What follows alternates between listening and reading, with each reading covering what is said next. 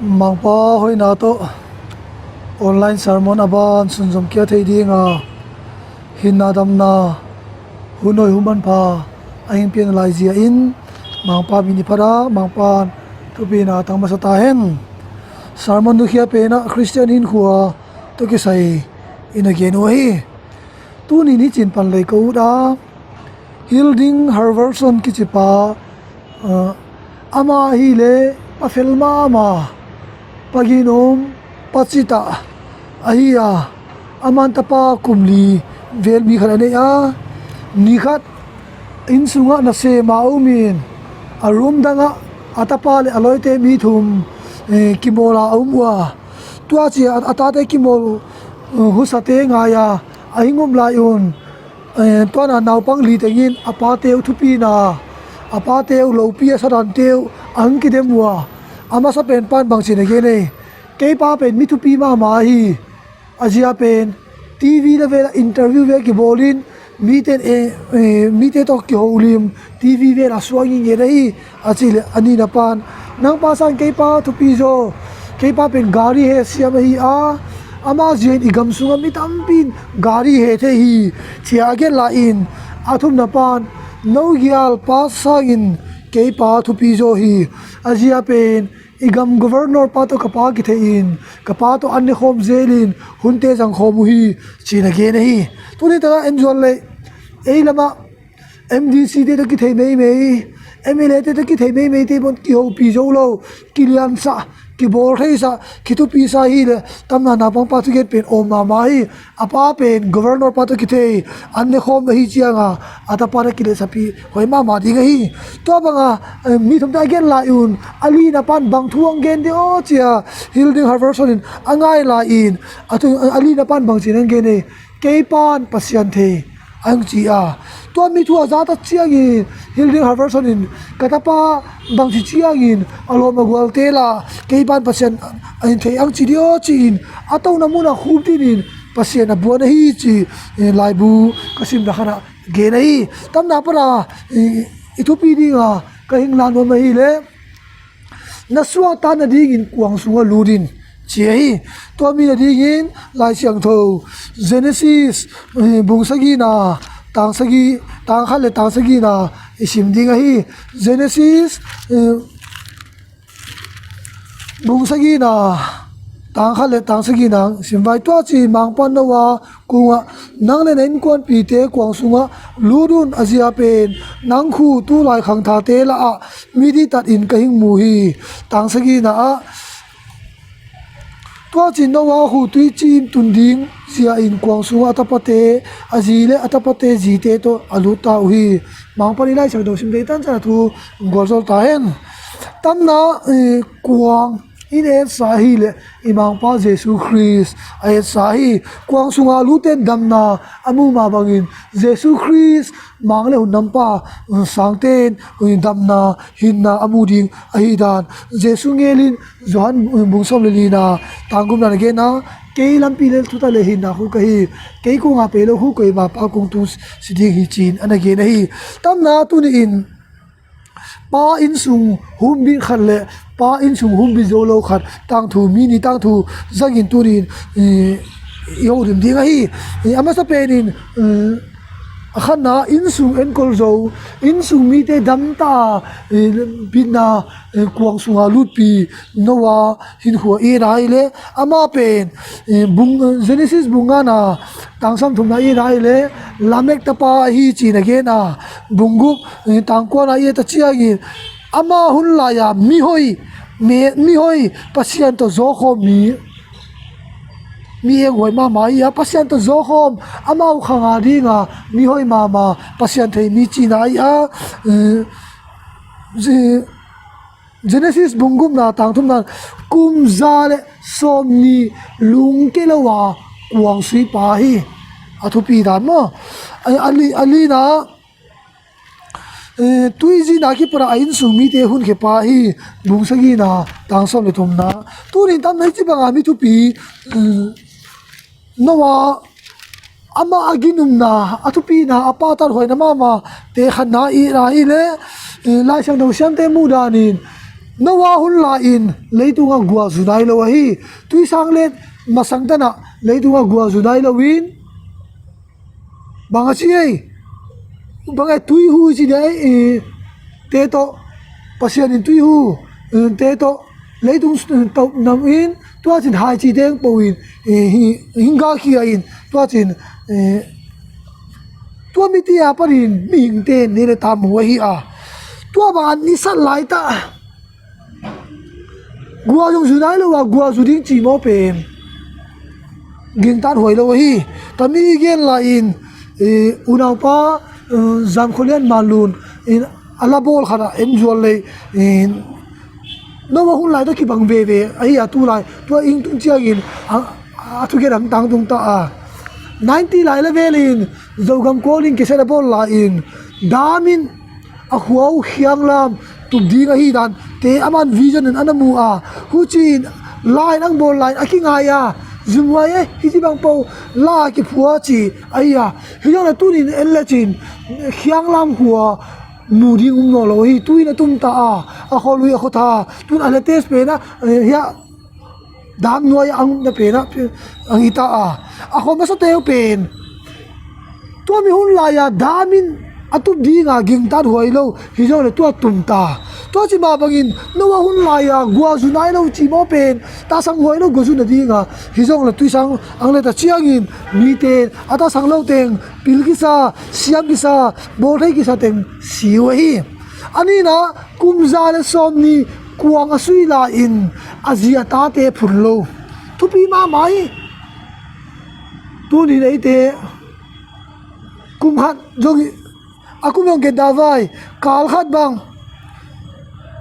ji ta te lo in khenin bange na semin pol na ji ta te na phun de chi te a hi lo ji ta te bang din mun ana ding de ki the lo hi tam na la cha do sam ten bang di na kum za le som di sung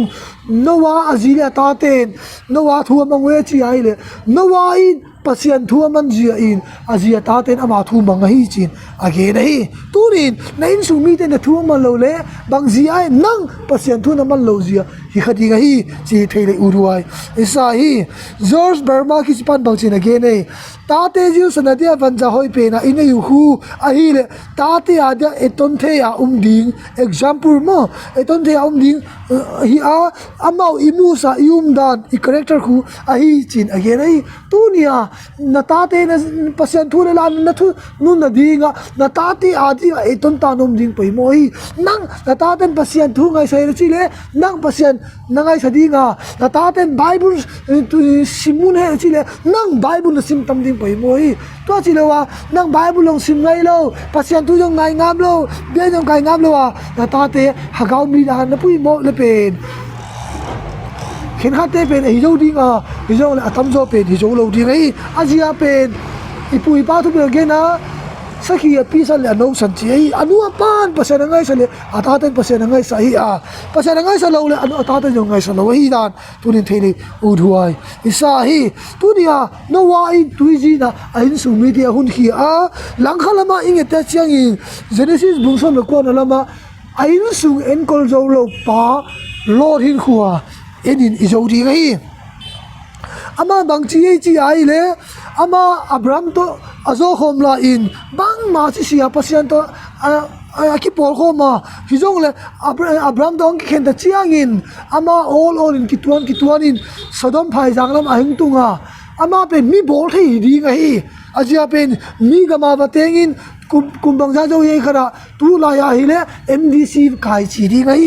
hu che wa kai pa bol thei ma hizong le agam miten tuan aten miten pasian mo Christian nominal Christian hi Lord hin khon esa amina Christian tu a Christian te yo ai le Christian hi chi ba nga min ging ta no lo Lord ba nga Christian ki tamma mai pasian in ba so sang deng pa ya Sodom khopi society ang pe la un Lord kunga na in su mi te na dei sat no na naw teng ba hirin len to na pan tami khopi pan por khia we tami khopi pen hal tum ding ka hi chi agel la in Lord in tanu ni ane ata ti yal ta ki khamsa engage ki borsa ama pari de wa pe pasian in tami khopi godi kita tua jain nahi nani un tai porun chia viket la un ama paring ten bangene chia muidanin lalelun nuisan lelu ai tunin Christian khat hi a min pasian thu to anget bet molo le iket phadia hoi ma mai tua chia pasian nowa kunga nadam nading in kuang sunga lurin asi a tamna lor kunga bangene nadam nading in tai porin chei na suata nading in tai porin chei a to chia adam nading wa tami khopi jong nanwai no lo ri wa hi chia aba hala in lorin pasian thu to innsung enkol joulou hi ta chiangin bang chie tomi khopi bang tai po ta chiangun azi ben kinwa hein tu dan chiang i lai sang thowa Genesis bungsom le kwa ta som ni le tu na i rai le chi khuam suwa chie hi tu rin ngai to le bi me ne hi in jong pasian ton ne ki jo khom lo le na innsung siam pa ton lo di hi te bol thei ma in MLA in minister hi dale chin jong pasian na thei lo le na innsung pen sebe ve di hi jong le pasian thei te pen zong nan le bang ma thei lo num nan le jong pasian all in lam to ding ajia pen le tung bum pi ne pa pasian aman le hi chiang in aman au ru lun che house na pe thei le le to mi jai tu nin tamna innsung en kol joulou tamna thun tha jong lu bu som lu gum na I rai le miao sapa I rai le aman jo innsung mi te asangam te en kol pasian thu to en kol joulou hi da I mo hi to mi jai tu ni a en ta mi na kai kan gen no ma hi le tu ni tami sermon ngai adi a pa te ko kan gen no ma hi le tu ni na innsung hoi na di nga pa nang ko ki nga hi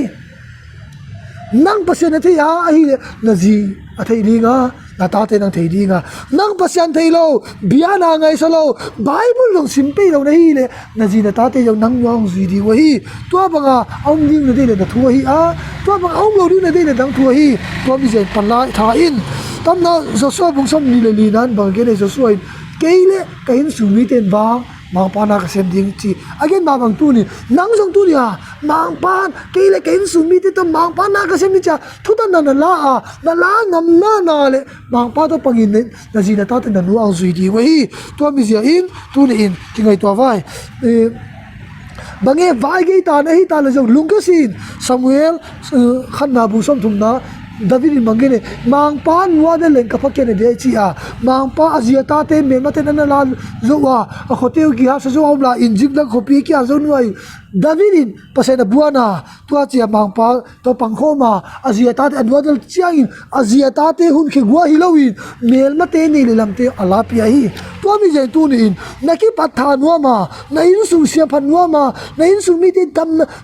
bin na kuanga na lu pi nuwa ma Jesu Khrist kengbul na tu pi no tu nia mang pa tu nin ki pan tha le avai gi da diai mang pa tu nin ki pan tha no mi hing pan pin chin chin mang pa pan pi dia man saw mai tu mi ding in